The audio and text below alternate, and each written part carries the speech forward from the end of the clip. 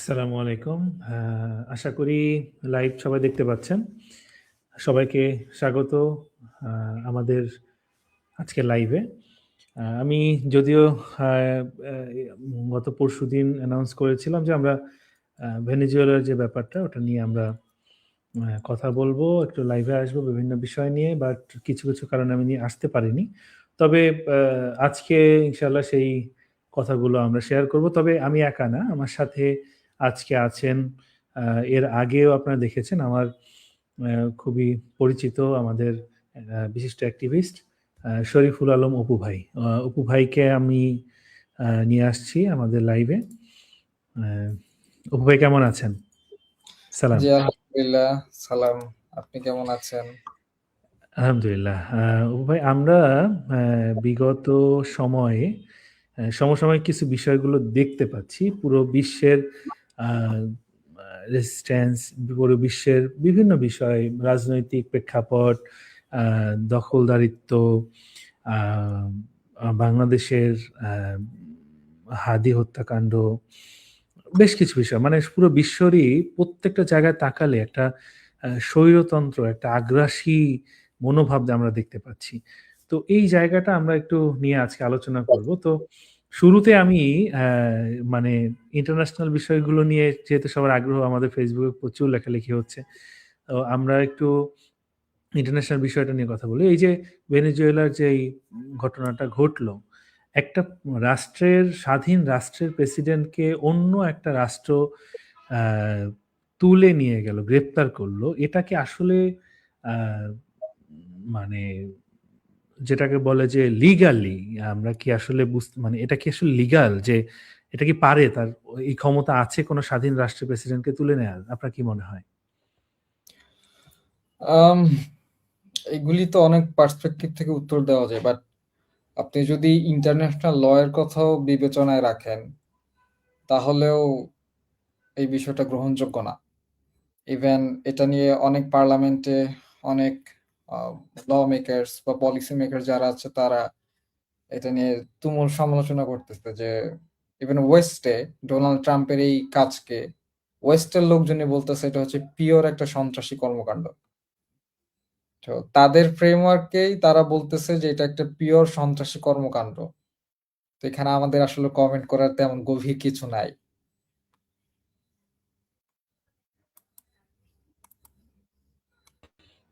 ঠিক আছে। বাট আমার কথা হচ্ছে যে এখানে আ তাদের কথা বা তাদের ইয়েগুলো তো আমরা আসলে সবাই জানি যে এটা সন্ত্রাসী কর্মকাণ্ডই। কারণ একটা স্বাধীন রাষ্ট্রের প্রেসিডেন্টকে বা কোনো মানুষকেই অন্য কেউ তার ইচ্ছার বাইরে তাকে গ্রেপ্তার করতে পারে না। যদি সে আ প্রমাণিত কোনো অপরাধ না করে থাকে। তো ভেনেজুয়েলার প্রেসিডেন্ট মেবি মাদুরো নাম। তিনি আসলে অ্যাকচুয়ালি আ কোন অপরাধে তাকে মানে গ্রেফতার করা হলো, এই অপরাধের রায় কে দিয়েছে, কোন আদালতে বা কোন জাজ, এগুলো কিন্তু আমরা আসলে কিছুই জানি না। তো তারপরেও তাকে তুলে নেওয়া হলো। ইভেন এখানে আমি একটা পোস্টে দেখেছিলাম নিউজে, একটা নিউজে দেখেছিলাম যে ওখানে বলা হয়েছে যে এটা মেবি ডোনাল্ড ট্রাম্প বলেছে যে আ এটা আমেরিকার স্বার্থেও বিরোধী আরকি। মানে আমেরিকার আ কোনো একটা ইস্যুতে তারা হচ্ছে প্রবলেম ক্রিয়েট করছে তিনি। তো সেজন্য তাকে ধরে নিয়ে যাওয়া হইছে। তো এটা আসলেই তো মানে সাধারণ অর্থেই আমরা লিগালিও যদি না যাই, সাধারণ অর্থেও তো এটা আসলে ঠিক না। এটা তো আ আমার মনে হয় যে এটা আমাদের প্রতিবাদ জানানো উচিত এবং এই বিষয়ে সবার আ আমেরিকার যে একটা আগ্রাসী মনোভাব এটার বিপক্ষে আওয়াজ তোলা উচিত। আপনি কি মনে করেন? আমেরিকার যে আগ্রাসী মনোভাব এটা নিয়ে আওয়াজ তোলা হচ্ছে অনেকদিন ধরেই। কারণ একটা জিনিস দেখেন যে ধরেন একটা গাছ দিয়ে আমি এটার অ্যানালজি দেই। যে একটা গাছের শিকড় যত গভীরে থাকে সেটাকে মাটি থেকে উঠানোর জন্য বা তুলে ফেলার জন্য কিন্তু তত বেশি পরিশ্রম করতে হয় এবং তত বেশি সময় লাগে। তো আমেরিকার যে শিকড়টা অ্যাকচুয়ালি এটাকে আমেরিকার শিকড় না বলে আপনি বলছেন শয়তানের শেকড়। জায়নিস্ট রুট যদি এভাবে আমি বিষয়টা দেখি। এটা কিন্তু ১ দিন ২ দিনে পৃথিবীতে আসে নাই। এটা শত বছরের প্রজেক্ট। ১ম এ সেটা ব্রিটিশদের কাছে ছিল। তারপর সেখানে আমেরিকার কাছে ছিল। এই যে শয়তানি অ্যাক্টিভিটি শত শত বছর ধরে চলতেছে, সেটার ফ্রুট বা এসেন্স হচ্ছে এখন ইসরায়েল। তো এগুলি অনেকদিন ধরে আমাদের মধ্যে আছে, যেগুলি আমাদের পূর্বপুরুষ, আমি জানি না কতটুকু বুঝেছে, কজ আমি হিস্ট্রি নিয়ে খুব একটা ঘাটাঘাটি করি নাই। আর বুঝলেও সেটা অনেক ক্ষুদ্র পরিসরে ছিল। বাট এখন যদি আমরা দুনিয়ার দিকে তাকাই, তাহলে দেখা যায় যে আহ, জাতি, ধর্ম, বর্ণ নির্বিশেষে মানুষজন এই আমেরিকার এই আগ্রাসী মনোভাবের বিরুদ্ধে মানে আওয়াজ তুলতেছে। আর সবচেয়ে বেশি নাড়া এই বিষয়টা নিয়ে দেয় হচ্ছে ফিলিস্তিন ইস্যুতে। কারণ আমেরিকা হচ্ছে এমন একটা জায়গা যেখানে ভোগবাদিতার মানে সর্বোচ্চ শিখরে মানুষজন থাকে। ইয়াংস্টারদের জন্য কি নাই সেখানে? আপনি ড্রাগ নিতে চান, আপনি অবাধ যৌনাচার করতে চান, আপনি আপনার শরীর বিকৃত করতে, মানে আপনার মন যা চায় সবকিছু করতে পারেন। এরকম একটা এনভায়রনমেন্টের মধ্যে থেকেও ফিলিস্তিনে আমেরিকার যেই ফিলিস্তিন কেন্দ্রিক আমেরিকার যে পলিসি, এবং তারা যেভাবে ইসরায়েলকে সাহায্য করতেছে ফিলিস্তিনিদের জেনোসাইড করার জন্য, সেটার বিরুদ্ধে তারা কথা বলেছে। অনেকের চাকরি চলে গেছে, অনেকের জেল জরিমানা হয়েছে, অনেক স্টুডেন্টের ছাত্রত্ব বাতিল হয়ে গেছে। তারপরে হচ্ছে অনেক বিজনেস, ব্যবসা প্রতিষ্ঠান বন্ধ করে দিছে, বিকজ দে টকড অ্যাবাউট ফিলিস্তিন। তো আমরা বলতে পারি যে পৃথিবীব্যাপী এই শয়তানের বিরুদ্ধে মানুষের একটা আত্মিক জাগরণ ঘটতেছে। আর ইনশাআল্লাহ এই জাগরণটা কমবে না, এটা বাড়বে। কারণ মানুষের ফিতরাতগত বৈশিষ্ট্য হচ্ছে মানুষ ন্যায় চায়। আর আপনি মানুষকে বেশি দিন চাপিয়ে রাখতে পারবেন না, মানে প্রেসার দিয়ে আপনি মানুষকে কিছু করাতে পারবেন না লং টার্মের জন্য। এটা রিভোল্ট করবে, সেটা ধর্ম হোক বা অধর্ম হোক।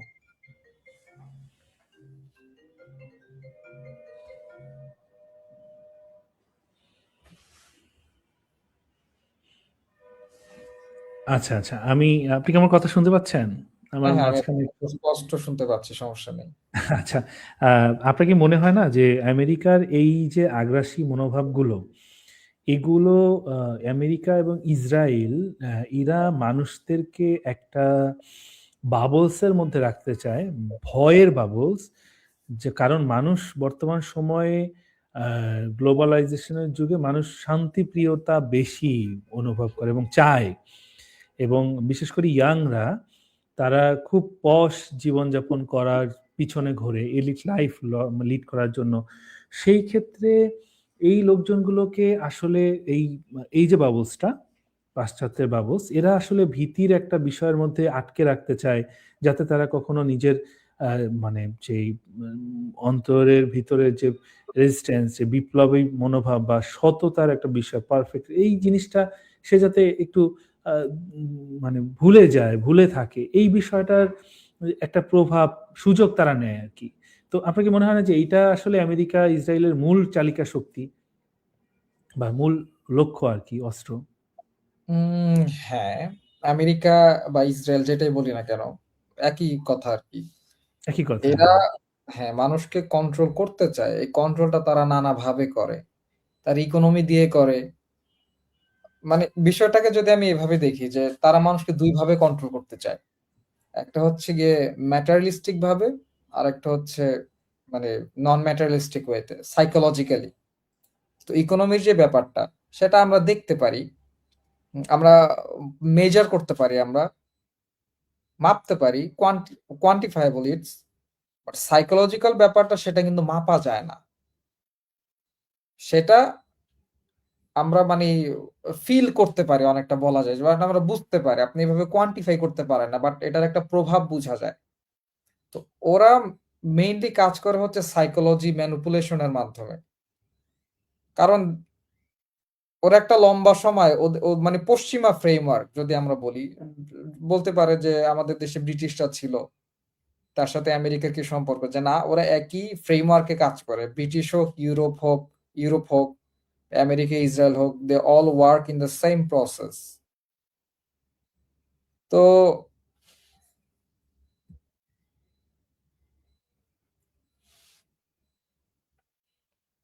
তাদের স্ট্র্যাটেজি এক, তাদের কর্মপন্থা এক এবং তাদের মানে নির্দিষ্ট গোল সেটাও এক।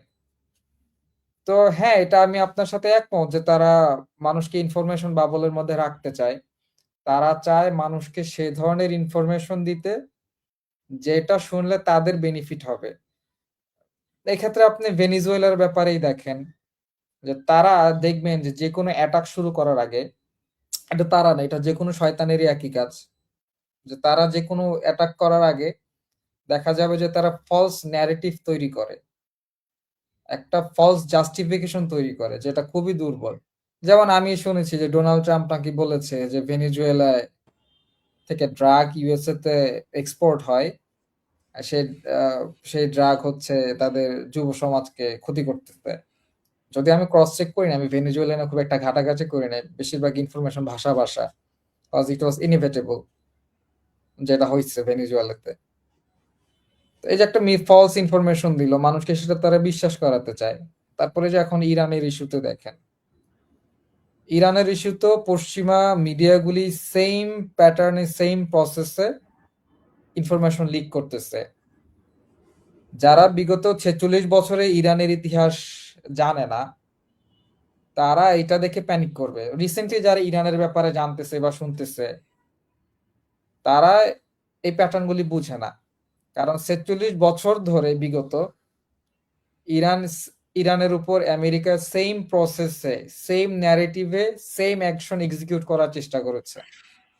তাদের সবচেয়ে বড় এক্সিকিউশন ছিল হচ্ছে সরাসরি অ্যাটাক করা ইরানে, যেটা তারা হচ্ছে ট্রু প্রমিস 3 এর মধ্যে করেছে। এখন তারা সেটা করতে গিয়েও দেখে যে ইরানের উপর আসলে যদি তারা অ্যাকচুয়ালি মানে ট্রু অ্যাটাক চালায়, যে অ্যাটাকটা চালিয়েছে সেটা কমপ্লিট একটা আই ওয়াশ, মানে মান সম্মান রক্ষার জন্য। আসলে যদি রিগোরাস কোনো অ্যাটাক চালায়, তাহলে এটার আফটারম্যাথ আমেরিকার জন্য, আমেরিকার মানে আমেরিকান এম্পায়ারের জন্য সেটা খুবই মানে ধ্বংসাত্মক হবে।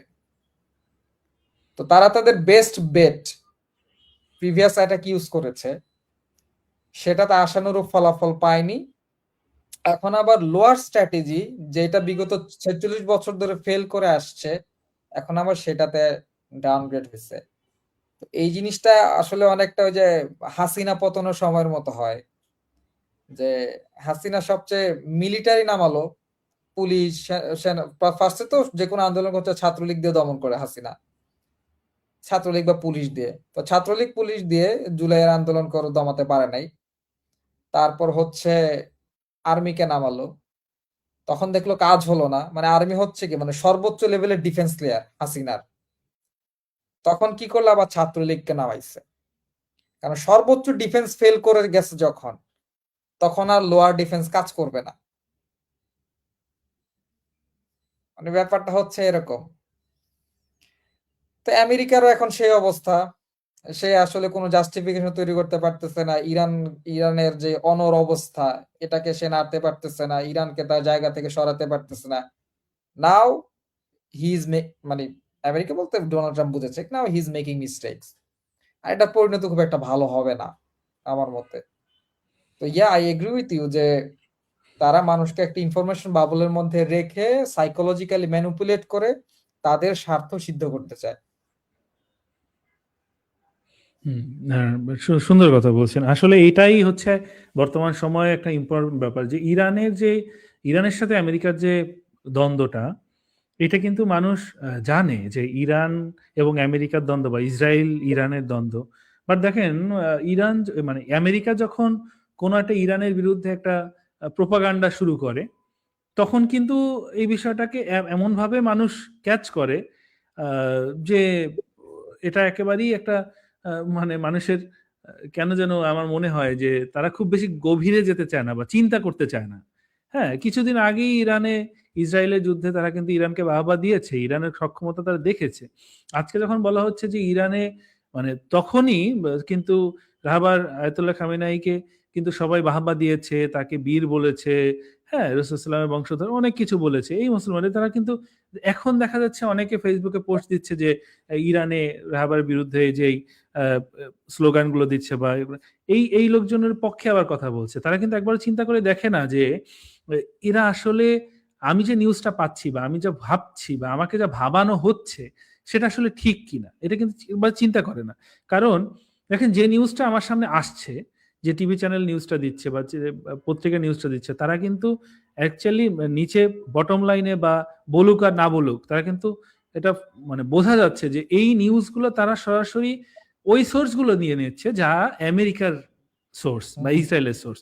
বিবিসি বলেন, সিএনএন বলেন, ভয়েস অফ আমেরিকা বলেন বা এক্সেট্রা, মানে এরা সবাই কিন্তু আমেরিকার সোর্স থেকে নিউজ করে, আর ওইগুলোকে ট্রান্সলেট করে বাঙালির বাংলাদেশে কিছু মিডিয়া বা এরা কিন্তু ট্রান্সলেট করে দিচ্ছে। আর মানুষ ওইগুলো দেখে, হ্যাঁ এটা তো অমুক চ্যানেল দেখাচ্ছে বা পত্রিকা দেখাচ্ছে, এটা তো ফেক হইতে পারে না। কেন হইতে পারে না? কারণ এটা একটা ভেরিফাইড নন একটা মাধ্যমে আমরা পাইছি। বাট এটা কিন্তু আসলে খুবই ডেঞ্জারাস একটা ব্যাপার যে আমরা কোনোভাবেই যাচাই করার মধ্যে না। কিন্তু কোরআনে কিন্তু নিউজের ব্যাপারে বা যেকোনো তথ্যের ব্যাপারে স্পষ্ট আয়াত আছে যে আল্লাহ তাআলা বলেছেন যে তোমরা কোনো ফাসেক ব্যক্তি যখন কোনো তথ্য নিয়ে আসে, তখন তোমরা যাচাই বাছাই না করে সেটা গ্রহণ করো না।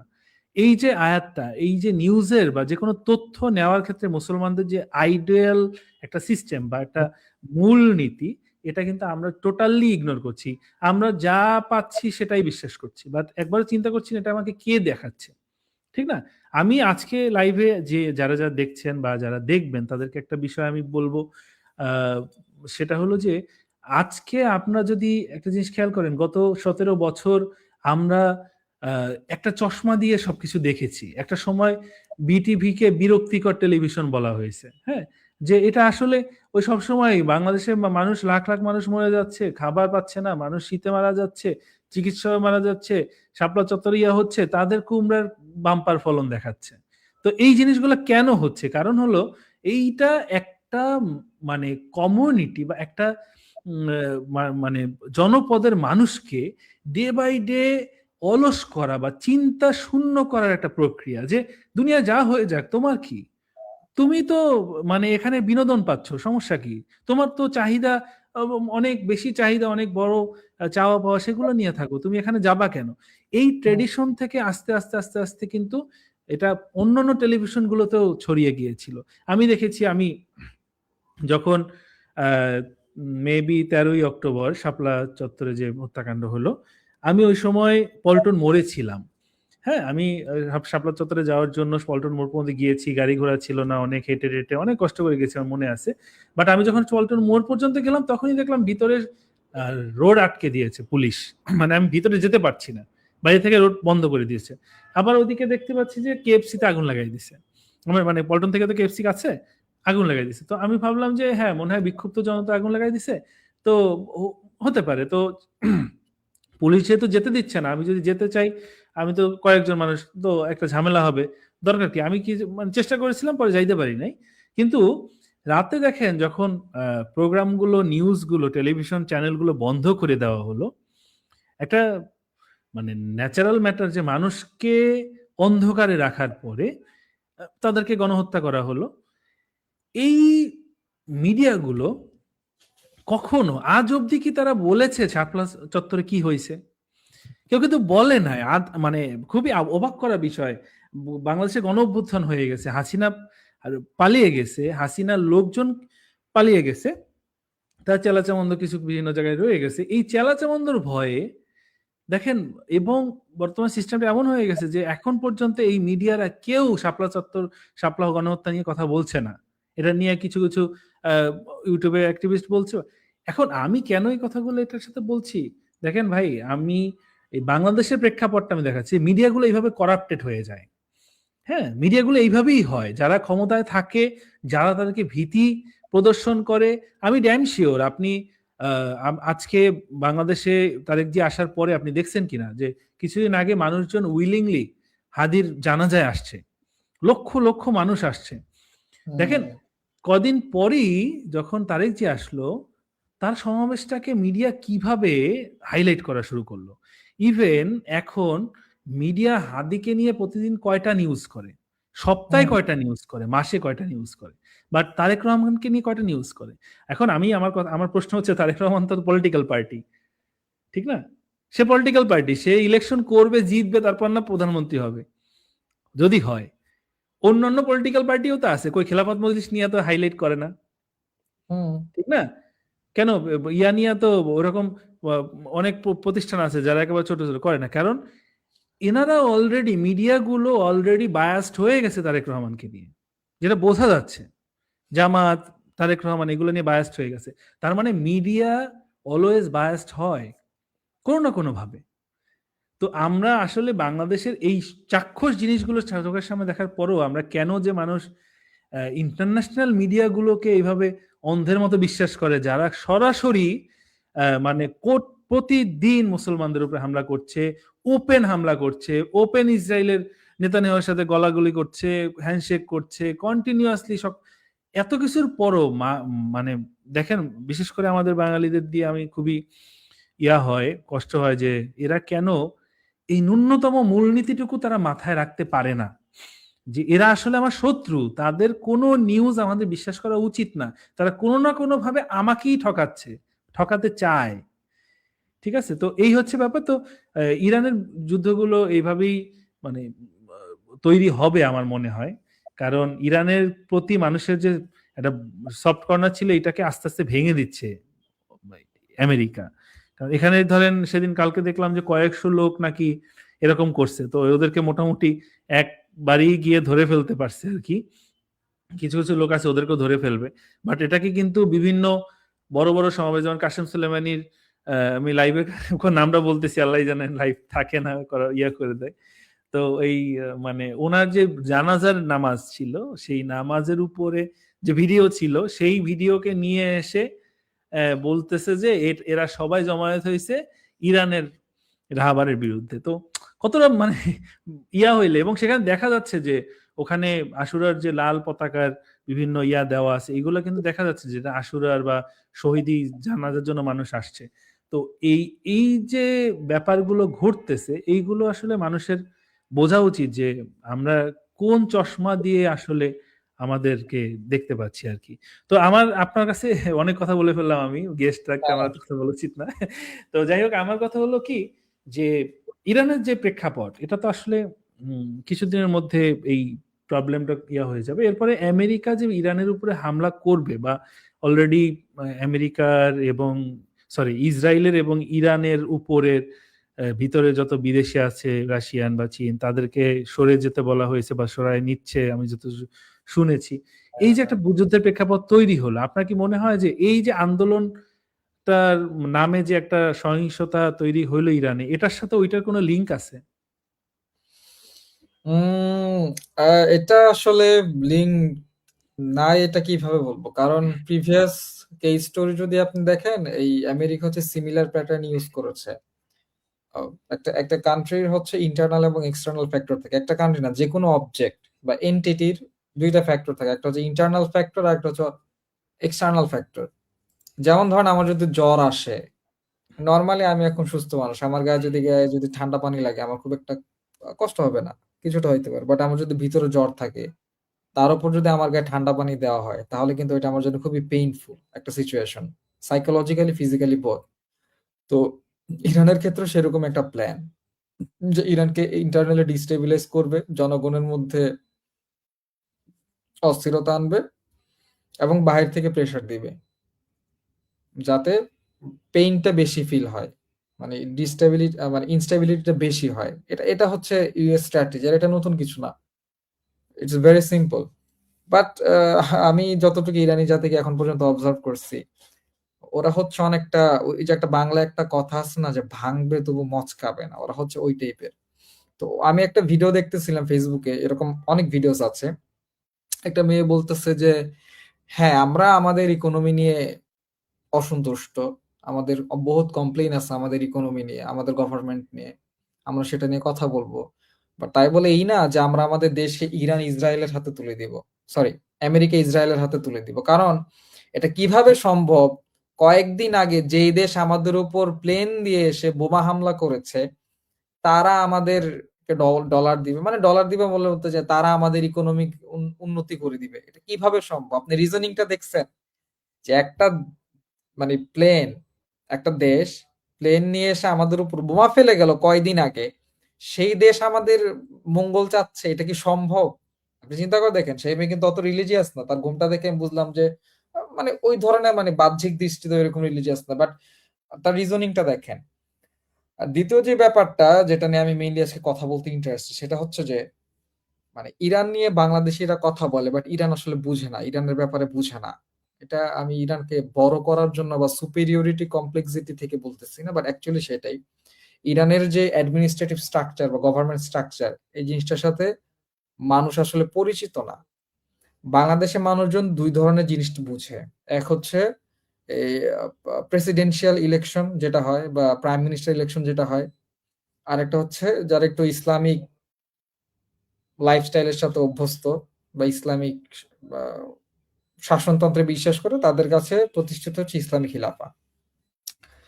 তো দুইটা জিনিস সে কোনোটার সাথে কিন্তু মানে ইরানের যে অ্যাডমিনিস্ট্রেটিভ স্ট্রাকচার বা গভর্নমেন্ট স্ট্রাকচার, এটা কিন্তু মিলানো যায় না।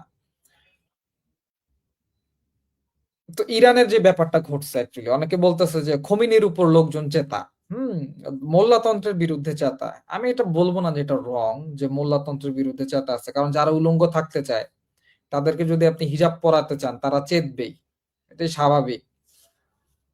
এখন আমার কথা হচ্ছে যে আমি কি কাউকে জোর করতে পারি কিনা? না। কিছু স্পেস আমি জোর করতে পারি না, কিছু স্পেস আমি জোর করতে পারি। যেমন কেউ ঘরের ভিতর গিয়ে কি করে না করে সেটা কেউ দেখবে না। আর যখন আমি বাহ্যিক অ্যাপিয়ারেন্স আসবো, মানে সোশ্যাল অ্যাপিয়ারেন্স ঘটবে আমার, তখন অবশ্যই আমাকে সোশ্যাল অর্ডার মেনে চলাটাই উচিত বা মেনে চলতে হবে। ইরানে সেটাই হয়। ইরানে কেউ ঘরের ভিতর কি করে, পার্সোনাল স্পেসে কি করে, এসব যায় ইরান মোরাল পুলিশিং করে না, এটা ইরানের কাজও না। আবার যখন তুমি পাবলিক স্ফিয়ারে আসবা, লিমিটেড স্কোপের মধ্যে থেকে তুমি যেমন নিজেকে প্রকাশ করতে পারবা, অন্যের বিষয়টাও তোমার কনসিডারেশনে রাখতে হবে। এটা ন্যাচারাল, সোসাইটি এভাবেই কাজ করে। তারা তাদের মানুষের মধ্যে ভিন্নতা থাকবে, চিন্তা ভাবনার মধ্যে কনফ্লিক্ট থাকতে পারে, বাট তারা তাদের কমন গ্রাউন্ড যেগুলি আছে সেইগুলিকে কাছে নিয়েই, সেগুলিকে মানে কি বলে এটাকে অ্যাড্রেস করে হচ্ছে মানুষ সোসাইটিতে বিলং করে থাকে। সব সোসাইটি এভাবে ফাংশন করে। বাট আমেরিকাতে কোনো অ্যাকচুয়ালি সোসাইটি নাই। তো আমেরিকার এক্সাম্পল যদি কেউ এখানে আনতে চায় বা চিন্তা ব্রেনে লাভ দেয়, তাহলে এটা ভুল। আমেরিকার কোনো সোসাইটি নাই। তো ইরানের ব্যাপারটা এরকম। তো এই এই সমস্ত উচ্ছৃঙ্খল লোকজন মোল্লাতন্ত্রের বিরুদ্ধে, তারা সেটা চায় না। আচ্ছা, আমি একটু মাঝখানে প্রশ্ন করি। আপনি বললেন আমেরিকার সোসাইটি নাই।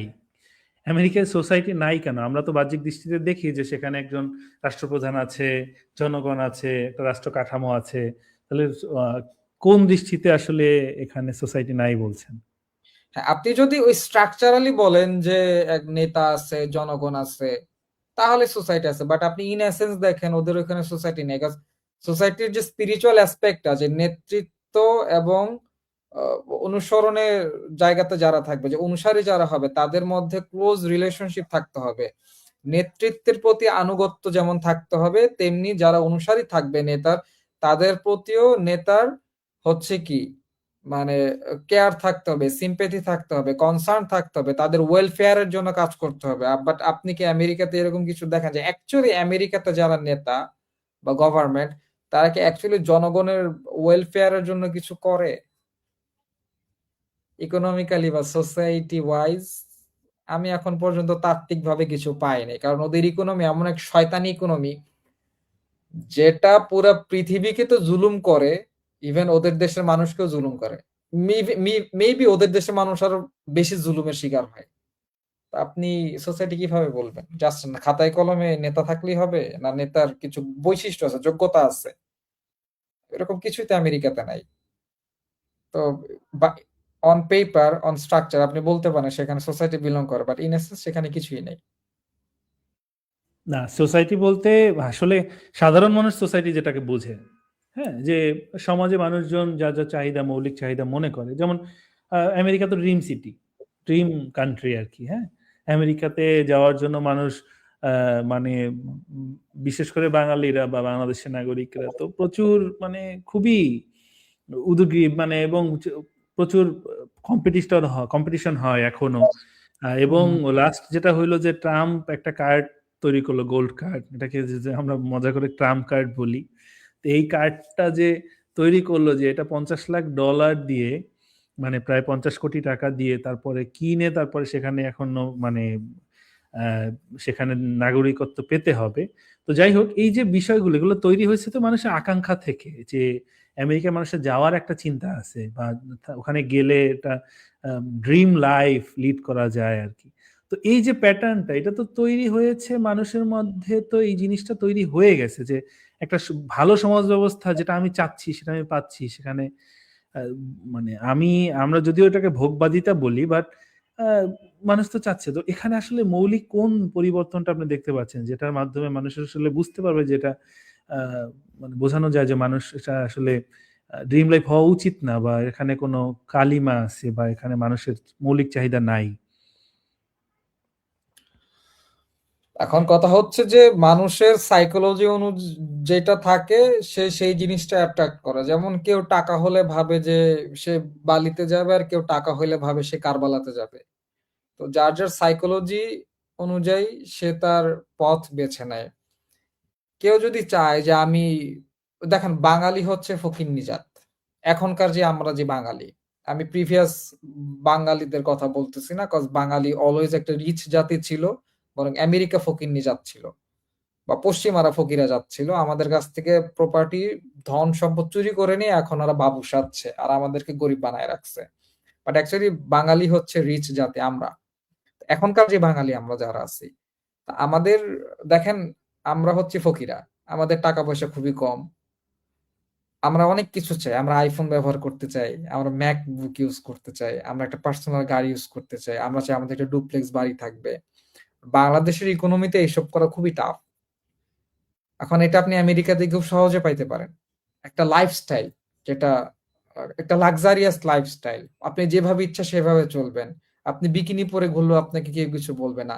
আপনাকে কেউ মানে মোরাল পুলিশিং বলে খারাপ দেখা যায়। আপনাকে আদেশ উপদেশ, সৎ উপদেশ দেওয়ার মতো কেউ আমি বাংলাদেশের কালচারকে আমি স্ট্যান্ডার্ড ধরতেছি না। কেউ আবার ভাইবেন না যে বাংলাদেশ কি খুব ভালো নাকি? না, বাংলাদেশকে ভালো বলতেছি না। But actually what you desire সেটা হচ্ছে এখানে কথা। যে আপনি সেখানে একটা স্বেচ্ছাচারী জীবন যাপন করতে পারবেন। একটা বেটার ম্যাটেরিয়ালিস্টিক লাইফ পাবেন আপনি। একটা বস্তুগত জীবন পাবেন সেখানে। এটা কেউ ডিনাই করে না। বাট স্পিরিচুয়াল অ্যাসপেক্ট এর দিকে আপনি চিন্তা করেন। আপনাকে একটা সিম্পল এক্সাম্পল আমি দেই। যে একটা সমাজে মানুষ, সমাজের মানুষ সাইকোলজিক্যালি কোন লেভেলে ধ্বংস হলে সে কনফিউজ থাকে যে সে ছেলে না মেয়ে। আপনি জাস্ট এটা কথা চিন্তা করেন। যে একটা মানুষ একটা সাইকোলজি কিভাবে ধ্বংস হলে তাদের চিন্তা শক্তি কিভাবে ধ্বংস হয়ে গেলে তারা কনফিউজড হয়ে যায় তারা ছেলে না মেয়ে। কেউ দাবি করে এসে আমি কুত্তা, কেউ দাবি করে এসে আমি ড্রাগন, কেউ দাবি করে এসে আমি একটা চেয়ার। মানে একটা সুস্থ স্বাভাবিক মানুষ কেন এটা ডিজায়ার করবে? কেন এই ধরনের কথাবার্তা বলবে? আপনাদের কাছে এটা একটা মনে হতে পারে যে এটা জাস্ট একটা প্রবলেম, বাট এটা একটা প্রবলেম না। এটা দ্বারা বোঝা যাচ্ছে যে তাদের হিউম্যান আইডেন্টিটি একটা মানুষ যে নিজেকে অস্তিত্ব হিসাবে যে বুঝে যে আমি ছেলে, আমি মেয়ে, I want this, I want that as a man, as a woman. এই ব্যাপারগুলি তাদের মধ্যে ধ্বংস হয়ে গেছে। মানে মানুষের মৌলিক আইডেন্টিটি যেটা ফিতরাতগত যে চেতনা এটা ধ্বংস হয়ে গেছে তাদের মধ্যে। এখন এটা কেন হইছে? জাস্ট আস্ক ইউরসেলফ এটা কেন হইছে? কজ ওইখানে এমন একটা সমাজ তৈরি হইছে, এমন একটা সোসাইটি ডেভেলপ করছে যেটা মানুষের ফিতরাত ধ্বংস করে দিতেছে। মানুষের মানে কোর প্রোগ্রামিং নষ্ট করে দিচ্ছে। মানুষ জন্মগতভাবে যে সমস্ত জিনিসপত্র বা বিষয়বস্তু বা চিন্তা ভাবনা নিয়ে আসে নিজের মধ্যে ওইগুলো ধ্বংস করে দিচ্ছে। তো এটাকে আপনি কিভাবে একটা ভালো সোসাইটি বলেন? শুধুমাত্র খাওয়া পড়া হইলে কি সেটা ভালো সোসাইটি হয় নাকি? হ্যাঁ, আমি যদি এটাকে একটু বুঝি যে অ্যাকচুয়ালি আমরা সোসাইটি শব্দটাকে একটা ওয়ার্ডের মধ্যে অনেক কিছু মনে করি আরকি। যখন যার যেরকম চিন্তা, কেউ সোসাইটি হিসাবে মৌলিক চাহিদাগুলোকে মনে করে, কেউ সোসাইটি বলে নিরাপত্তা মনে করে, হ্যাঁ? আমাদের একটা জেনারেল আ মানে পিপল এর মধ্যে এরকম একটা জেনারেল চিন্তা ভাবনা চলে আসছে। তো আসলে আপনি যেটা উল্লেখ করলেন এটা হচ্ছে মূল ব্যাপার যে মানুষের আ মানবিকতা বা মানুষের মনুষ্যত্ব, চিন্তা ভাবনা এই জিনিসগুলো আসলে মানুষ মানুষ যেভাবে হয়ে ওঠে এটাই তো আসলে চাওয়া। আ হ্যাঁ, আমরা যদি মানুষ এটাকে চিন্তার জগতে। আপনি মুমিন বলেন, কাফের বলেন, মুনাফিক বলেন, মুসলিম বলেন, যা বলেন সেটা তো মেইনলি আগে ওইটার অকারেন্স তো ফার্স্ট ঘটে হচ্ছে ব্রেইনে, এক্সাক্টলি, চিন্তার এক্সাক্টলি। জগতে। নিফাক কোথায় থাকে? চিন্তার জগতে। যেমন হাদিস আছে কি যে কোনো মুনাফিক ছাড়া আলীর প্রতি কেউ দুশমনরে রাখবে না। মুনাফিক মানে কি? সে যেমন অনেকে আছে যে আলীর প্রশংসা শুনলে তার রাগ উঠে। অনেক মুসলমান আছে। আমি এটা নিজে দেখেছি। শোনা কথা। অনেক মুসলমান আছে। আমি যদি একটা আলীর অনেক প্রশংসা করি, জিনিসটা টলারেট হয় না। এখন আপনি কি তাকে আলীর দুশমন বলবেন? আমি তাকে ডিরেক্টলি আলীর দুশমন বলব না। বাট আমি তাকে এটা বলব যে তার ব্রেইনে এমন চিন্তা ভাবনা আছে কনসিয়াস অথবা সাবকনসিয়াস লেয়ারে যেইটা আলীকে অ্যাকোমোডেট করতে দিতেছে না তার ভিতরে। তার বাট মানে বুঝতে এই পেরেছি। সেম জায়গায় তারা কিন্তু আলী কিন্তু ৪ জন খেলাফার একজন খেলাফা, এটা কিন্তু তারা মানে।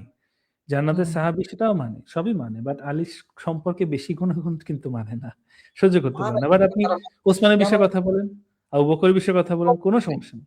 হ্যাঁ, কিন্তু সেটা মানতে পারে না কেন?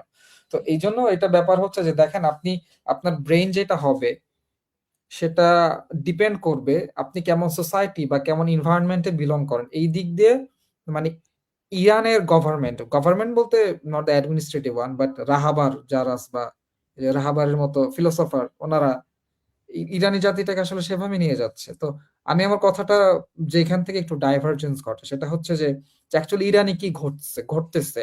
অনেকে বলতেছে যে মোল্লাদের বিরুদ্ধে আই এগ্রি মোল্লাদের বিরুদ্ধে লোকজন আছে।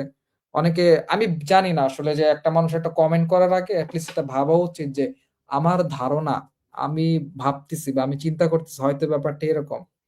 ইন্ডাকটিভ জগতে মানে নিশ্চয়তার জগৎ যেটা বা যেটা প্রবাবল জিনিস সেটাকে আমি অ্যাবসলিউট কিভাবে ধরি। যেমন আমার এক ফেসবুকে এক ভাই সে বলতেছে যে ইরানে যে বাংলাদেশে যে বিপ্লব ঘটেছে ইরানেও সেটাই ঘটতেছে। ইরানেরটা খারাপ হইলে বাংলাদেশেরটাও খারাপ, বাংলাদেশেরটা ভালো হলে ইরানেরটাও খারাপ। আমি খুবই অবাক হয়েছি যে আসলে ভাই উনি কি অ্যানালজি করলো। উনি তো জানে না ইরানের শাসন কাঠামো, উনি জানে না বিপ্লবটা কিভাবে এখন এই সন্ত্রাসী কর্মকাণ্ডের রূপ নিয়েছে সেটাও জানে না। বাট আমি ধারণা করি হয়তো যেহেতু তার ভিতর হয়তো শিয়াদের ব্যাপারে কিছুটা কনফ্লিক্ট আছে সেখান থেকে সে কিছুটা বায়াস হয়ে যাচ্ছে। বাট সে মানুষ ভালো, ভালো মানুষ হিসেবে তাকে কনসিডার করি। ইরান এই প্রেসিডেন্ট নির্বাচন করে ইরানের সাধারণ জনগণ ভোট দিয়ে।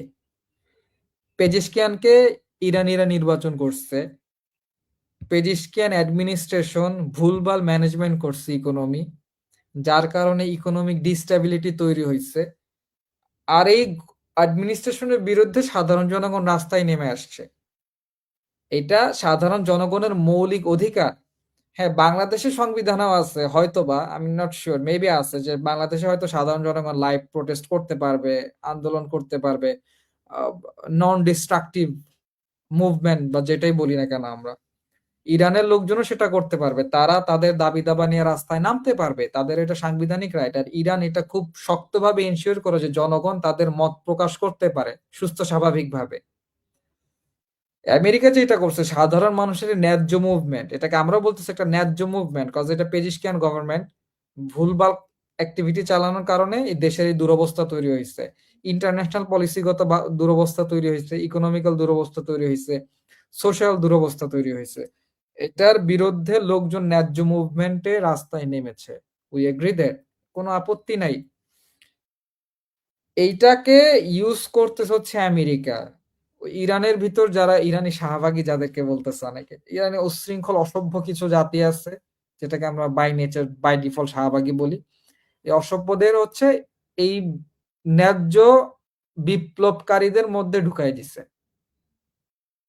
ঢুকাই দিয়ে ইরানের ডিস্ট্রাকশন তৈরি করতেছে, ডিস্টেবিলিটি তৈরি করতেছে।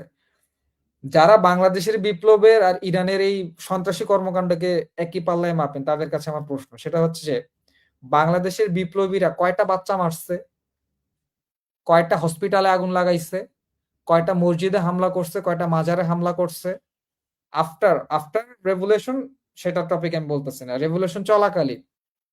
তারপরে হচ্ছে আম, হ্যাঁ কয়টা পুলিশ হত্যা করছে। মানে ওদের পুলিশ আর আমাদের পুলিশ কিন্তু একরকম না, ওদের পুলিশ ওইরকম কিছু ক্র্যাকডাউন চালায় না বাংলাদেশ হাসিনা যেভাবে পুলিশ ইউজ করে।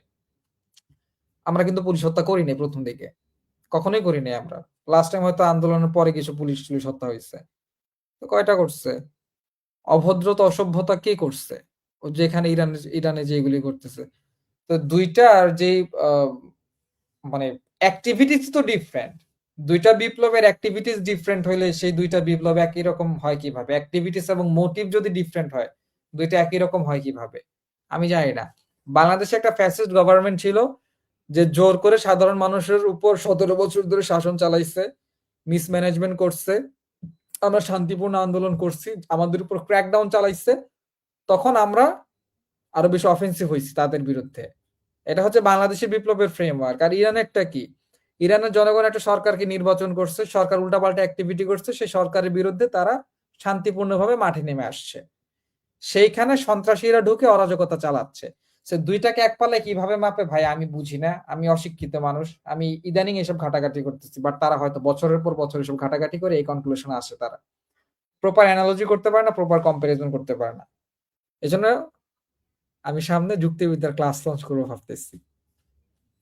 তো এদেরকে এডুকেট করা এছাড়া আর কোনো উপায় নাই। কারণ লজিক যদি না বুঝে, যুক্তি যদি না বুঝে, ইনফরমেশন ভেরিফিকেশন যদি না বুঝে, এই জাতিকে কখনো শিক্ষিত করা সম্ভব না। আমাদের মাদ্রাসা সেক্টরে যে পড়াশোনার সিস্টেম সেটাও মানুষকে লজিক্যালি এডুকেট করতে পারে নাই। আর এই ওয়েস্টার্ন এডুকেশন সিস্টেমের কথা তো বাদই দিলাম। জামাত যদি একটা স্কুল বানায় সেখানে ২ টার একটা মিক্স ঘটাইতে পারে, কারণ জামাত খুব ভালো এই সমস্ত মিক্সচার ঘটাইতে, তাহলে হয়তো আমরা ভালো কিছু পেতে পারি। অনেকে এগ্রি ইনশাআল্লাহ। জানে এই বিষয়টাতে।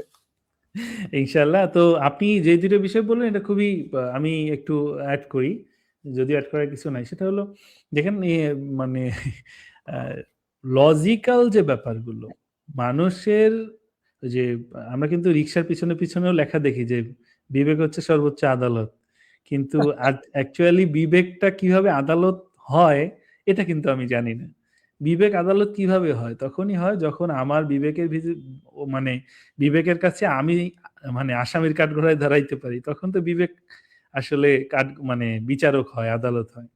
তো আমি নিজেকে কখনো কাঠগড়ায় দাঁড় করাই নাই। বাট এটা মানি যে বিবেক আমার আদালত। তো ইরানের যিনি হচ্ছেন বিপ্লবের প্রতিষ্ঠাতা আয়াতুল্লাহ ইমাম খোমেনি রহমতুল্লাহ আলাইহি, উনার একটা কথা আমার খুব বা একটা বিষয় আমার খুব ইয়া লাগছে।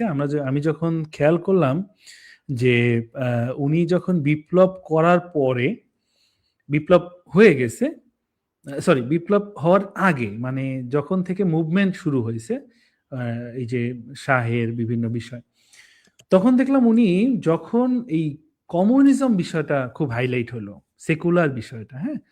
সেকুলার বিষয়টা যখন হাইলাইট হলো, উনি তখন আয়াতুল্লাহ হিসাবে ইরানের একজন আয়াতুল্লাহরা তো মানে কিছু জাতিগোষ্ঠীর ইমানের বিভিন্ন বিষয়ে মাসওয়ালা দেন বা করেন।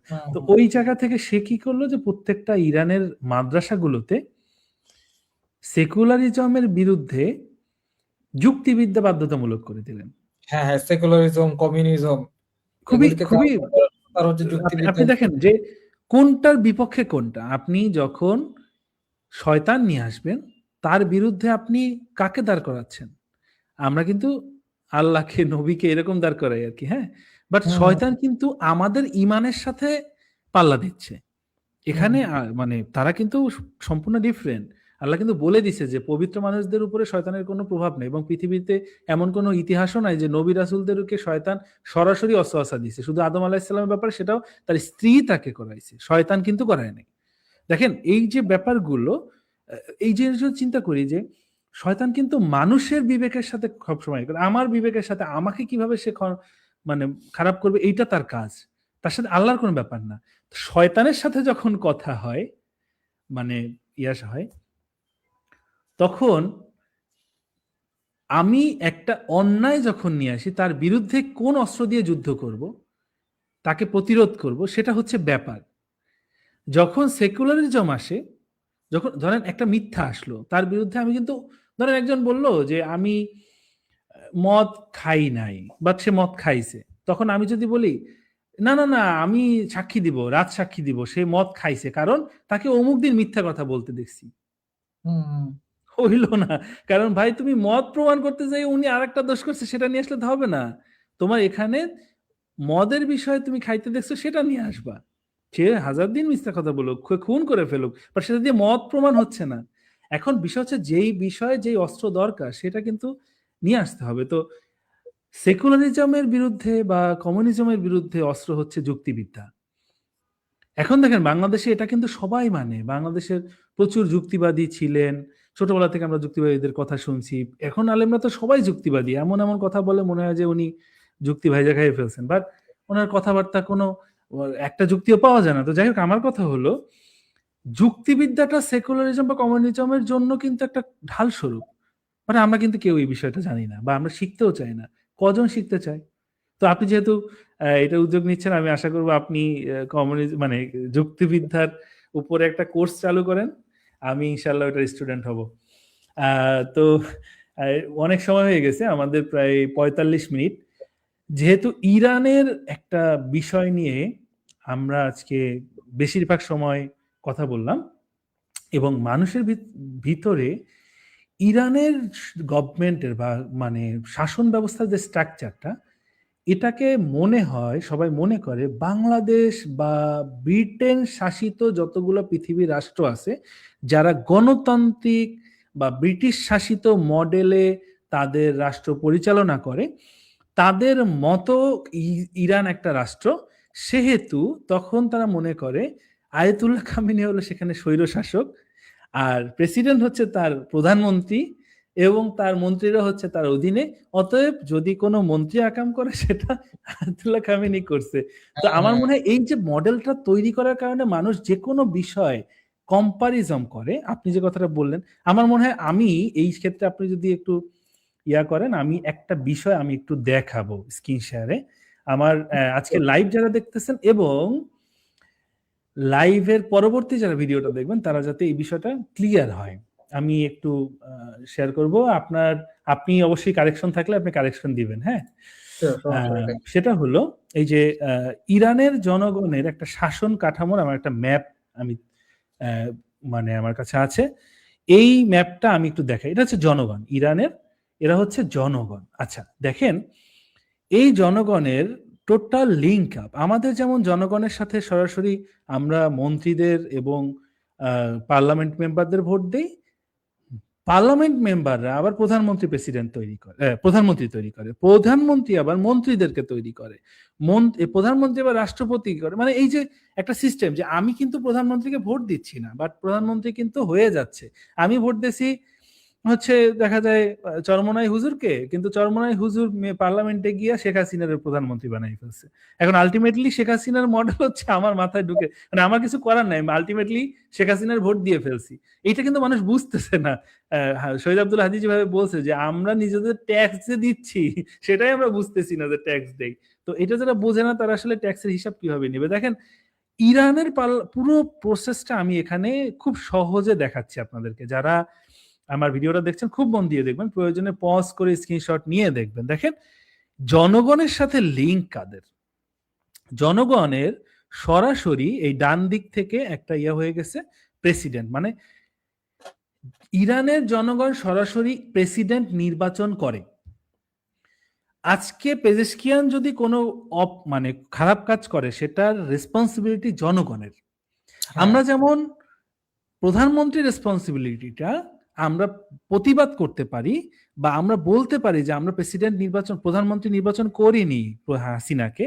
বাট ইরানের জনগণ সেটা বলতে পারবে না কারণ ভোটের তারা কিন্তু 60% ভোট তারা পেজেশকিয়ানকে দিয়ে তারপর পেজেশকিয়ানকে মানে ইয়া বানাইছে প্রেসিডেন্ট বানাইছে অতএব পেজেশকিয়ান যদি তাদের কোনো উপর জুলুম করে সেটা অনলি ফর মানে জনগণের কর্মফল সেটার দায়ভার সম্পূর্ণ জনগণের জনগণের দেখেন এটার বিরুদ্ধে প্রোটেস্ট করতে পারে যে you are doing something wrong exactly এরপর আসেন দেখেন মানে এরপরে জনগণ আর কি নির্বাচন করে জনগণ আবার নির্বাচন করে মজলিসে শুরা ঠিক আছে ইসলামিক মজলিসে শুরা যেখানে আইন প্রণয়নকারী এবং আইন সংশোধনকারী কিছু লোকজনকে তারা নির্বাচন করে এই যে এইটা ঠিক আছে এটা হচ্ছে মজলিসে শুরা যা ইসলামী মজলিসে শুরা যে যারা হচ্ছে শুধু আইন প্রণয়ন এবং সংশোধন করতে পারেন এদেরকে মানে জনগণ ভোট দিয়ে নির্বাচন করে আরেকটা জন নির্বাচন করে সেটা হচ্ছে জনগণ মানে বিশেষজ্ঞ পরিষদ ঠিক আছে যারা রাহবার নির্বাচন করে, ঠিক আছে? একজন বিশেষজ্ঞ পরিষদ নির্বাচন করে মুস্তাহিদ আলেমদের মধ্যে থেকে। জনগণ তাদের ফেভারিট, পরিচিত, পছন্দসই কিছু আলেমদেরকে ভোট দেয়, যারা বিশেষজ্ঞ পরিষদে আলেম করে। আমি একটু ক্লিয়ার করে দিই। ধরেন বাংলাদেশে যদি বলা হয় 18 কোটি মুসলমানকে যে আপনারা বাংলাদেশের মধ্যে থেকে 100 আলেম তো মানে ভোট দেন, হ্যাঁ 100 আলেম ভোট দেন, সর্বোচ্চ ভোট প্রাপ্ত 100 আলেমকে আমরা মন্ত্রী পরিষদে বসাবো। তাহলে জনগণ, আমি ধরেন ভোট দিলাম জামাত ইসলামের আমিরকে, ঠিক আছে, আপনি ভোট দিলেন বাইতুল মোকাররমের খতিবকে, এরকম করে ধরেন টপ 10 ইয়া হইলো, তার মধ্যে ওই মানে ওই যে কি জানি তারেক মনোয়ার হলো বেশি ভোট পেয়ে গেছে, হ্যাঁ এখন সমস্যা, আচ্ছা তাহিরি হুজুর বেশি ভোট পেয়ে গেছে, তারেক মনোয়ার, এখন এই যে ভোট পেয়ে গেছে এরা কিন্তু জনগণের নির্বাচিত কিছু আলেম। এখন দেখেন 1 জন 2 জন 5 জন মানুষ ভুল করতে পারে, যখন বহু মানে অধিকাংশ মানুষ আলেমদেরকে ভোট দিতেছে তখন কিন্তু এই আলেমরা আসলে মানে আমার ইমানের উপরে নির্ভর করে আমি আমার আলেম তৈরি করছি, এরাই কিন্তু মসজিদ রক্ষা করবে, এরাই ধর্ম রক্ষা করবে, এরাই কিন্তু আমার ইমানের দায়িত্ব নিচ্ছে। তো আমি যাকে ইমানের দায়িত্ব দিচ্ছি তারা হচ্ছে তো ইরানের সিস্টেমটা এরকম, কিন্তু যে ইরানে যেমন মন্ত্রী পরিষদ নির্বাচন, তারা প্রেসিডেন্ট নির্বাচন করে, তেমন তারা মানে আইন প্রণেতা নির্বাচন করে, তেমন তারা গ্রাম কাউন্সিল, মেয়র, কাউন্সিলর নির্বাচন করে, ঠিক তেমনি তারা আলেমদেরকেও নির্বাচন করে। যে আলেমরা তাদের, দেখেন জনগণের হাতে কিন্তু নির্বাচিত হয় 4টা লোক। আপনি খেয়াল করেন, মানে যারা দর্শক আছেন একটু খেয়াল করেন, জনগণ 4টা ক্যাটাগরির লোকজনকে নির্বাচন করতে পারে, ঠিক আছে, এবং এই ক্ষেত্রে কারো কোনো প্রভাব এখানে কাজ করে না। প্রেসিডেন্ট নির্বাচন কে হবে সেটা জনগণের ভোটে হয়। আইন মানে মজলিস বা পার্লামেন্টে কারা কারা বসবে সেই পার্লামেন্ট মেম্বারদেরকে জনগণ নির্বাচন করে। গ্রাম শহরের কাউন্সিলর বা মেয়র, এগুলো আমরা জানি, এগুলো আমরা ওদের বাংলাদেশে সেম, যে কাউন্সিলর মেয়রদেরকে নির্বাচনের ভোট আমরা দিই। কিন্তু বাংলাদেশে যেটা নেই সেটা হচ্ছে তারা আলেম নির্বাচন করে, যারা মানে ওই ইরানের ধর্মীয় সিদ্ধান্তগুলো নিবে। হ্যাঁ, একজন প্রেসিডেন্ট এসে সে সেকুলার হলো, এসে বললো যে হ্যাঁ সব মসজিদ ভেঙে ফেলো, বাস শেষ, কিছু করতে পারবে না। না, তারা একজন বিশেষজ্ঞ আলেম পরিষদ করবে, যারা দেখবে যে আসলে ধর্মের উপর আঘাত হচ্ছে কিনা, বাড়াবাড়ি হচ্ছে কিনা। তো এই 4টা বিষয় যদি আমরা করি দেখি, তাহলে আজকে আচ্ছা মাঝখানে আরেকটু বলে রাখি শর্টলি, এই 4টা বিষয় হচ্ছে আমার মূল। আর এখানে আপনি কয়েকটা বিষয় দেখতে পাবেন যে এরা আবার কি কি কাজ করে, যেমন আমরা যদি প্রেসিডেন্টকে দিই, প্রেসিডেন্ট আবার কি করে, মন্ত্রী পরিষদ তৈরি করে। ওকে, মন্ত্রী পরিষদ তৈরি করে, মানে মন্ত্রী পরিষদ কিন্তু জনগণ তৈরি করে না, ঠিক আছে। ধরেন স্থানীয় সরকার মন্ত্রণালয় কি করবে, সড়ক জনপদ কে করবে, বা তথ্য মন্ত্রণালয়কে মন্ত্রী হবে, এটা কিন্তু জনগণ নির্বাচন করে না। এটা নির্বাচন করে 2 জন ব্যক্তিকে, প্রেসিডেন্ট এবং পার্লামেন্ট মেম্বার, এমপিরা। এখন এইটা পার্লামেন্ট মেম্বার, এই 2 জনই হচ্ছে জনগণের ভোটে নির্বাচিত। এক্স্যাক্টলি, দেখেন 2 জনই জনগণের ভোটে নির্বাচিত, 2 জন মিলে আবার মন্ত্রী তৈরি করছে, এবং মন্ত্রী পরিষদ, মন্ত্রী নির্বাচনের একটা সিস্টেম চালাচ্ছে। হ্যাঁ, এরা আবার দেশ চালাচ্ছে। এখানে কিন্তু রাহাবারের কোনো লিঙ্কই নাই। না না, রাহাবারকে আমি নিয়ে আসতেছি। রাহাবার কোথায় দেখেন, এখানে কিন্তু রাহাবার টোটালি নাই, এই টোটাল রাহাবারই নাই। রাহাব হচ্ছে আলেমদের সাথে লিঙ্ক।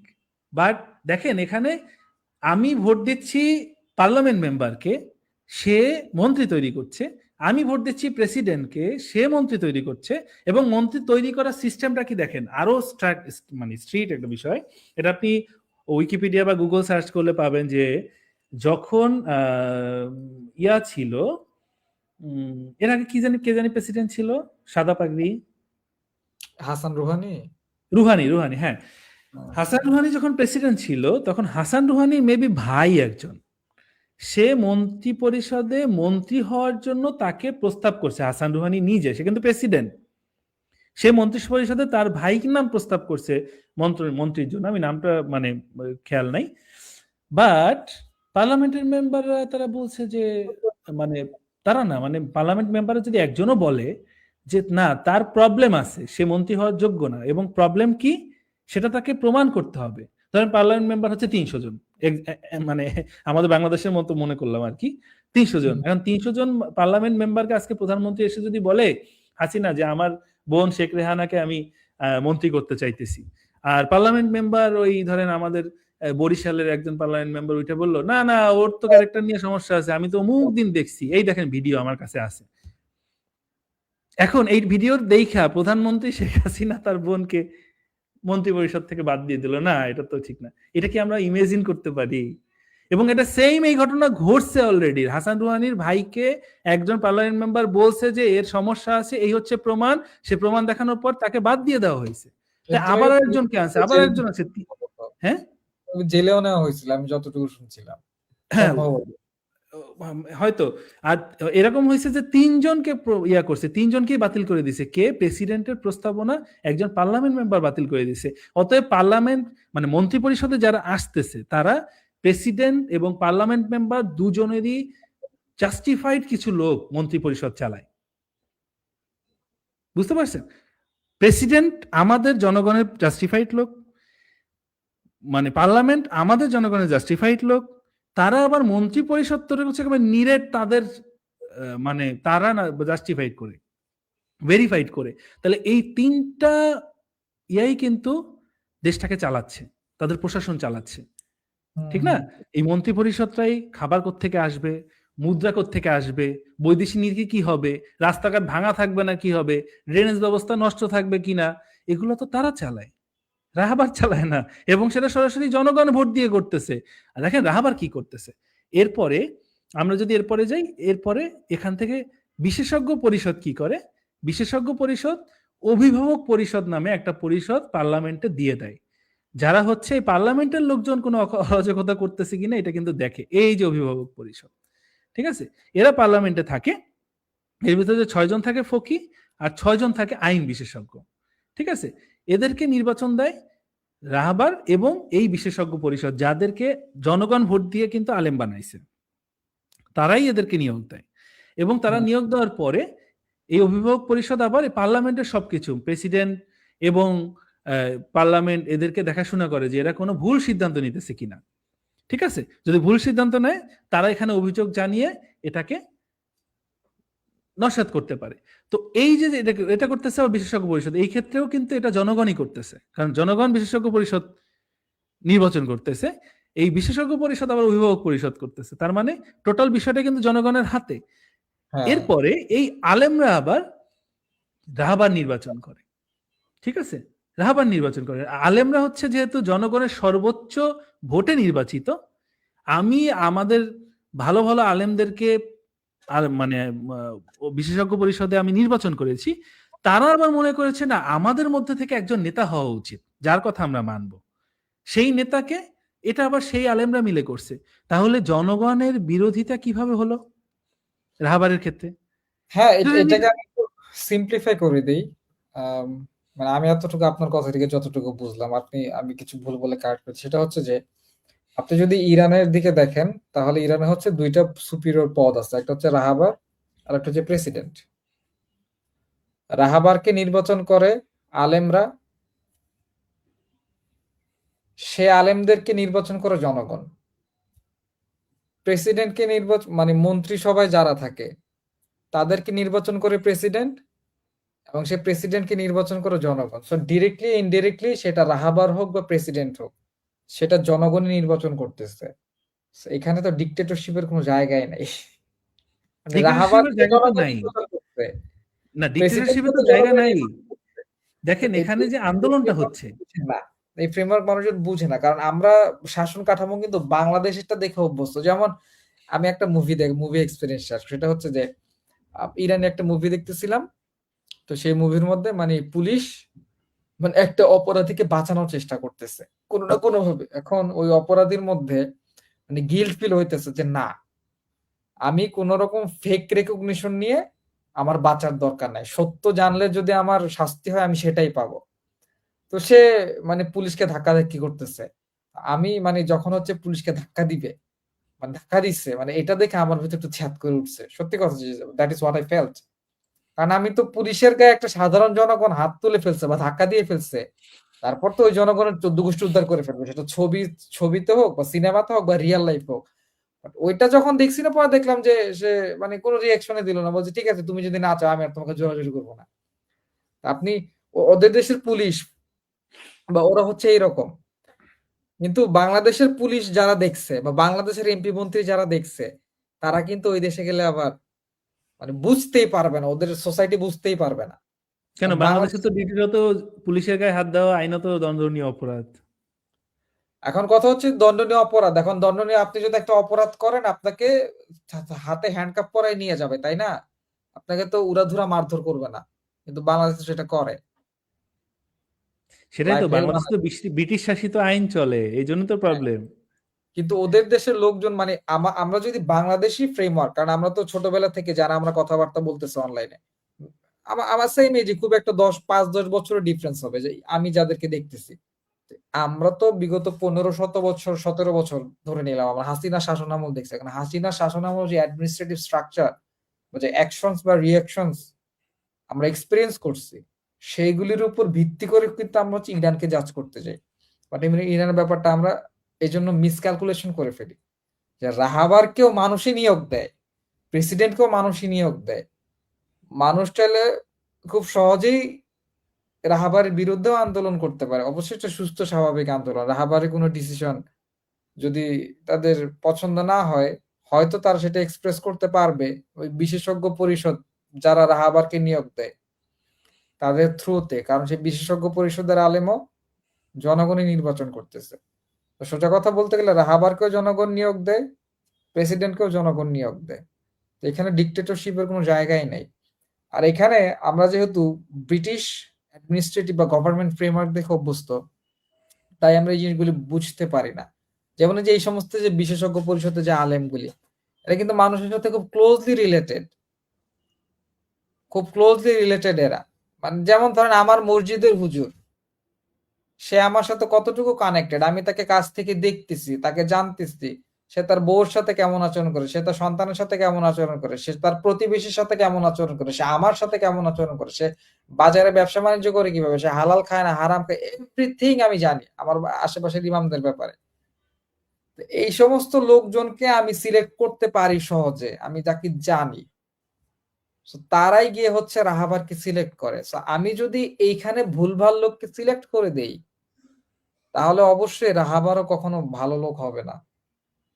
এটা খুবই সিম্পল ক্যালকুলেশন যে আমার হাতে এটা, যে আমি কি ভালো লোককে আমার নেতা নির্বাচন করব না খারাপ লোককে আমার নেতা নির্বাচন করব। যেমন আপনি রাসূলের সিরাতে দেখতে পাবেন যে রাসূল কিন্তু মদিনাতে নিজে থেকে এসে মদিনা রাষ্ট্র তৈরি করেন নাই, তাকে ইনভিটেশন জানানো হয়েছে যে আপনি এখানে আসেন, এসে আমাদের নেতৃত্ব গ্রহণ করেন।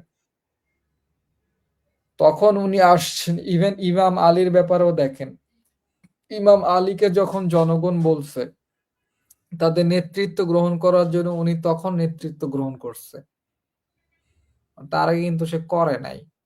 এটাই হচ্ছে মানে ইনসাফ, এটাই হচ্ছে ইসলামিক সিস্টেম। আমাকে যদি নেতা হিসাবে চায়, আমার পলিসিগুলি যদি তার একসেপ্ট করে, তাহলে আমি তাদের নেতৃত্ব দিতে পারবো। আমি জোর করে তাদের নেতা হতে পারবো না, এটা আমার জন্য পসিবল না, এটা তার উপর জুলুম। আমার উপর যদি কেউ ডেমোক্রেসি চাপায় দেয়, সেটা যেমন আমার উপর জুলুম, আমি যদি কারো উপর ইসলামী শাসন চাপাই দিই, সেটাও তার উপর জুলুম। এটা খুবই সিম্পল জিনিস। তো এই না সেটাই, ফ্রেমওয়ার্ক আমি এইভাবে চিন্তা ভাবনা আমরা না করতে পারার কারণে ইরানের রাহাবারকে মনে হয় ডিক্টেটর। আই ডোন্ট না, নো আমার ওয়াই। কথা হচ্ছে যে এই যে ডিক্টেটর, ইরানের রাহাবার যে ডিক্টেটরশিপের বিষয়, ইরানের রাহাবার ডিক্টেটরশিপটা দেখাইলো কোথায়? আলটিমেটলি ইরানের রাহাবার তো কোনো কিছুর উপরে পাওয়ারফুল না, তিনি তো মানে ধর্মীয় বিষয়ের পাওয়ারফুল। দেখেন, বা ইরানে যে ইস্যুটা তৈরি হয়েছে মুদ্রাস্ফীতির ইস্যু, হ্যাঁ, এখানে তো মুদ্রাস্ফীতি তৈরি রাহাবারের হয় কোনো হাত কোত্থেকে? নাই।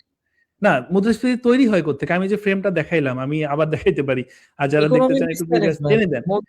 মানে অর্থ মন্ত্রণালয় হচ্ছে একটা দেশের ইকোনমি কন্ট্রোল করে। সো অর্থ এক্স্যাক্টলি। মন্ত্রণালয় ম্যানেজমেন্টের কারণে ইকোনমির না, প্রবলেম তৈরি হয়। ইকোনমির ব্যাপারটা যখন আসতেছে তখন তো স্বাভাবিকভাবে এটা ফাইন্যান্স মিনিস্ট্রি এবং প্রেসিডেন্ট, এর বাইরে তো কোনো মন্ত্রীরও হাত এখানে নাই। সেখানে হ্যাঁ, রাহাবার থেকে আসলো? রাহাবার তো অন্যর জায়গার লোক। মানে ব্যাপারটা হচ্ছে কি, আপনি যেটা বললেন ওইটাই যে আমি যখন পানিতে থাকি আর আমার কাছে সবচেয়ে বড় শত্রু যেহেতু হাঙর, আমি যদি কখনো উভচর প্রাণী হই, আমি যদি ডাঙায় আসি, তখন আমি বাঘকে ভয় পাবো না। আমি বাঘকে গোনাই ধরবো না, আমি খালি হাঙর খুঁজবো সব জায়গায় এবং দেখবো হাঙর কোনো কিছু হয়েছে, হাঙর খাইছে, ঠিক আছে। যে মনে করেন একটা মানুষকে, একটা প্রাণীকে খাইয়ে ফেলছে, আমি উঠে দেখলাম আরে হাঙর খাইয়ে ফেলছে তোমারে, আসলে হাঙর তো উপরে উঠতে পারে না, খাইছে তো বাঘ, কারণ আমি সব হ্যাঁ, জায়গায় হাঙর দেখতেছি। আমি চিনি ব্যাপারটা হচ্ছে হাঙ্গর। উনি হাঙর। এখন ব্যাপারটা হচ্ছে আমি আলহামদুলিল্লাহ অনেক সময় হয়ে গেছে, আমরা আজকের পডকাস্টের মাধ্যমে, লাইভের মাধ্যমে আমরা এই বিষয়টা মানে মোটামুটি ক্লিয়ার করতে পারছি যে পৃথিবীর ইতিহাসে আমেরিকা হলো একটা বিস্ফোরা এবং ইসরায়েল হচ্ছে তাদের একটা মানে এমন একটা অস্ত্র যেটা হচ্ছে মানুষকে দমায় রাখার জন্য। যেমন যে কোনো ডিক্টেটর বা যে কোনো আগ্রাসী বা জালিম যখন একটা অস্ত্র দিয়ে অন্য মানুষের উপরে জুলুম করে, সেই অস্ত্রটা হচ্ছে আমেরিকার হাতে ইসরায়েল, এবং সেই জন্য সে প্রাণপণ ইসরায়েলকে টিকিয়ে রাখতে চায়।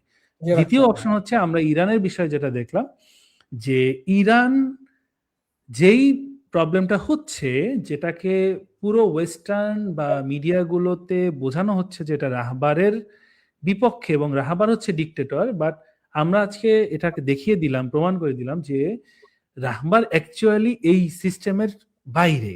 আমরা যেই বিষয়টা নিয়ে তারা আন্দোলন করতেছেন, সেই আন্দোলনের টপিকটার সাথে সে কোনোভাবেই রিলেটেড না, ঠিক আছে। এটার সাথে যারা রিলেটেড তারা হচ্ছে এই বিষয়টা টেকেল দিচ্ছে। এখানে রাহাবারের কোনো বিষয় না, রাহাবার হচ্ছে তাদেরকে তাদের ধর্মীয় বিষয়গুলো নিয়ে, তাকে সর্বোচ্চ ধর্মীয় নেতা বলে, তাকে প্রেসিডেন্ট মন্ত্রী কিছু বলা হয় না।